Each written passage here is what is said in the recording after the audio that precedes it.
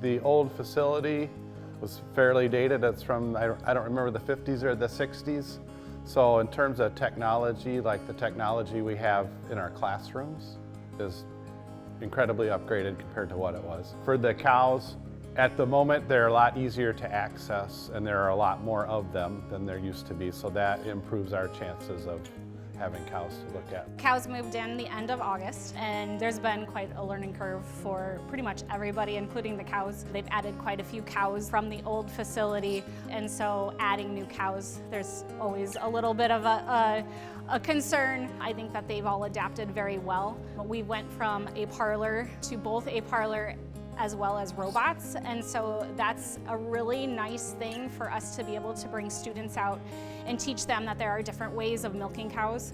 We were actually out there this morning showing students how cows choose to go into the robot instead of actually having to bring them in.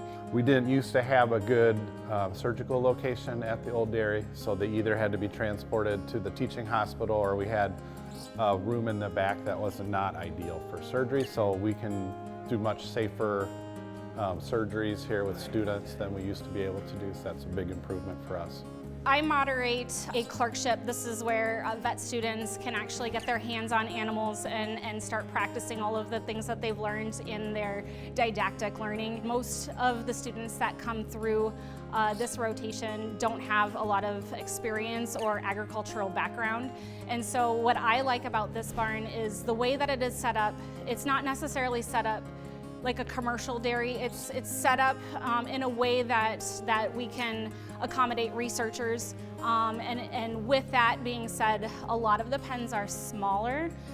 So I can maneuver students around in those pens without the worry of getting maybe trampled by 150 cows, especially when you're dealing with students that might have a few, nerves because they aren't used to being around such large animals. I can take them into a pen of, maybe 12 or 20 cows. All of the pens also have proper restraint so that everybody stays safe. I really like that aspect of it. From a cow standpoint, the ventilation in their old facility was terrible because it was from the 50s and 60s.